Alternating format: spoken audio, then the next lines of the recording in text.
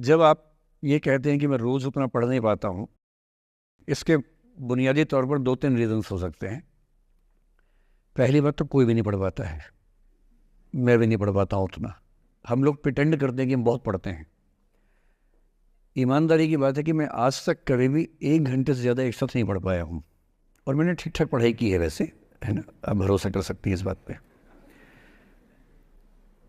एक तो अपने आस-पास ऐसे लोगों से बचिए जो बार-बार दबाव बनाए कि मैं तो बहुत पढ़ता हूँ, तू कितना पढ़ती है? आप कितने घंटे का टारगेट लेके चल रहे हैं, एक प्रॉब्लम ये भी हो सकती है।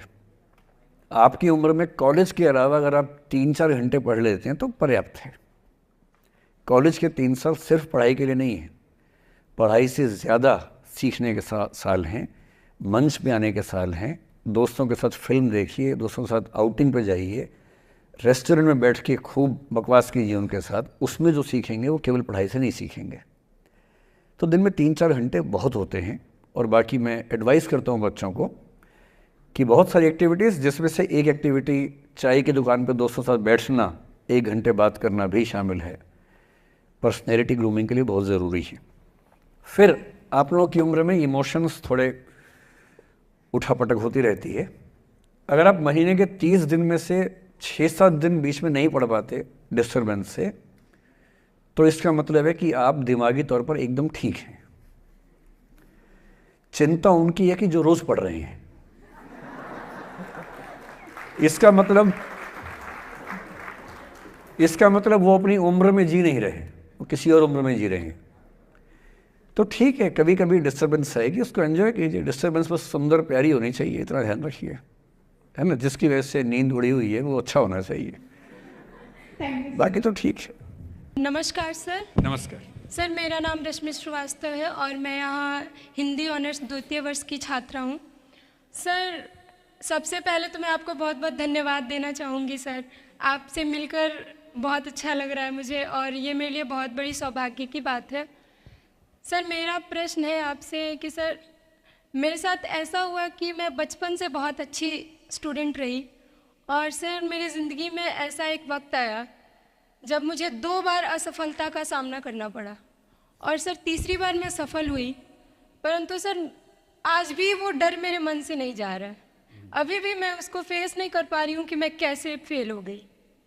और सर कभी ऐसा होता है कि मैं सो रही हूँ और रात में मुझे वो डर लगता है कि आगे मैं नहीं कर पाऊँगी। मुझे ऐसा लगता है कि आगे अगर मैं कुछ अच्छा करना चाह रही हूँ तो मुझे उस असफलता का डर रहता है कि जो मैंने फेस किया है, और सर मैं उससे उभर नहीं पा रही हूँ। मतलब मेरे ख्याल से ये असफलता आपसे ज़्यादा आपके माहौल की, आपके पेरेंट्स, आपके टीचर्स की है कि उन्होंने आपको, मतलब कुछ बच्चे अपने आप से इतनी उम्मीद पाल लेते हैं कि फेलियर झेल नहीं पाते। आप वैसे बच्चों में हैं। जो आपने कहा ना कि मैं शुरू से बहुत अच्छी स्टूडेंट रही हूँ, ये दुर्भाग्य की बात है, ये अच्छी बात नहीं है। मैं नहीं चाहता कि बच्चे अच्छे स्टूडेंट बने। अच्छे स्टूडेंट का मतलब जो बहुत पढ़ाकू किस्म के होते हैं, सीधे स्कूल से घर, घर से स्कूल, घर में घुसते ही होमवर्क करना शुरू किया, वैसे बच्चे ज़िंदगी में बड़े परेशान रहते हैं। बच्चों को होना चाहिए छटा हुआ टाइप का, शरारती, बदमाश, मतलब काम भी करें स्कूल का, लेकिन बेसिकली आपको स्मार्ट होना है, कॉन्फिडेंट होना है। पढ़ाकू होने से ज़िंदगी बहुत अच्छी नहीं चलती है। ज़िंदगी के लिए ना व्यक्तित्व चाहिए। हुआ क्या आपके साथ, आपको बता दिया गया कि अच्छा बच्चा वो है जो पढ़ता है, होमवर्क करता है, आपने वो सब किया। तारीफ़ें आपकी इतनी हुई होंगी कि बेटा तुम तो कुछ भी कर दोगी, आपको भरोसा हो गया कि मैं कुछ भी कर दूंगी। लेकिन ऐसी ऐसी तारीफ़ें हर गांव, हर मोहल्ले में कई बच्चों की हो रही थी। जब उन सब में कंपटीशन हुआ तो कुछ सफल हुए, बहुत सफल नहीं हो पाए। तो जो सफल नहीं हो पाए उनको बहुत बेचैनी हुई। आपका सौभाग्य है कि अब तीसरी बार में सफल हो गई। कई ऐसे लोग हैं जो कभी सफल नहीं हुए ज़िंदगी में, उनको भी तो जीना है। तो मैं एक ही बात कहूँगा, अपने आप से उम्मीदें कम कर लीजिए। और ये आसान नहीं होता है। इसका तरीका ये है कि 1-2 ऐसे अच्छे दोस्त जो अच्छे भी हैं, दोस्त भी हैं, और बहुत उम्मीदें ना रखते हैं, ना आपको रखने देंगे अपने आप से। डायरी लिखने से लेकर कुछ अच्छे उपन्यास पढ़ना, अच्छी फिल्में देखना, जो आपको सहज होना सिखाएं, न कि महान होना सिखाएं। महानता से बड़ा कोई रोग नहीं है, इस चक्कर में नहीं पड़ना है। सामान्य होना है। असली जद्दोजहद सामान्य होने की है, महान होने की नहीं है। सहज होना है। तो अपने आप से क्या कहना, रोज़ कहना है कोशिश पूरी करूँगी, सफलता मिल गई तो बढ़िया, नहीं तो क्यों डरे, ज़िंदगी में क्या होगा, कुछ ना होगा तो तजुर्बा होगा, और भाड़ में जाए सीधी सी रात। नमस्ते सर। सर मेरा क्वेश्चन थोड़ा सा इनसे अलग है। सर जैसे आपने कहा कि लेट गो करना चाहिए, लेकिन क्या करना चाहिए? लेट गो हाँ, करना let- चाहिए। हमने भी ये चीज़ सुनी है कि जिसके नसीब में जो लिखा होता है एक दिन उसे वो मिलता ही है, तो उसके लिए हमें परिश्रम करना चाहिए। तो सर एक इनके बीच में क्या एक थिन लाइन नहीं है कि हमने सोचा जैसे 71st डे पर मुझे ऐसा लग रहा है कि अब मुझसे और नहीं होगा, अब मैं नहीं करूँगी, माना कि वो गिव अप भी कहा जाता है, लेकिन अगर मेरे नसीब में है कि नहीं यार कल ये तुझसे हो जाएगा, अगर मैं कोई भी टास्क कर रही हूँ कल ये कंप्लीट होगा, लेकिन मैं सोचूँ नहीं मेरे से ये प्रेशर नहीं हो रहा, I should let go this, I should start some other thing, तो क्या ये मुझे लेट गो करना कभी रिग्रेट नहीं कर सकते क्या लाइफ में, यार एक दिन और ट्राई कर लेते तो शायद मिल ही जाता? देखिए, जो नसीब का मामला है, मेरे ख्याल से आपकी उम्र में नसीब को नहीं मानना चाहिए। दुनिया में किसी को नहीं पता कि नसीब है या नहीं, और है तो कितना है। सब तुक्का लगा रहे हैं, मैं भी तुक्का लगा रहा हूँ, ठीक। जो हार जाता है ना, उसको तसल्ली देना बहुत ज़रूरी है, वरना वो जी नहीं पाएगा। और पराजित व्यक्ति को तसल्ली देने के लिए सबसे अच्छा शब्द है नसीब, भाग्य, नियति, बहुत ज़रूरी है।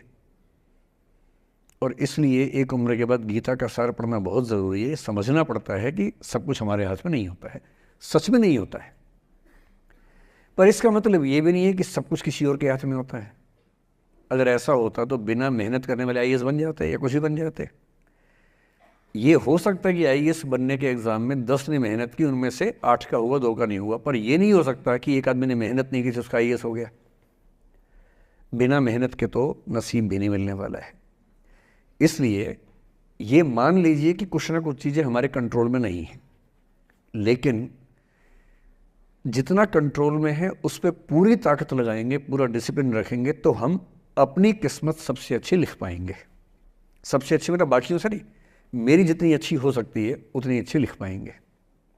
और इसलिए अगर आपको लगे कि मैं नहीं कर पाऊंगी कोई काम, तो उसको गिव अप ही कहते हैं।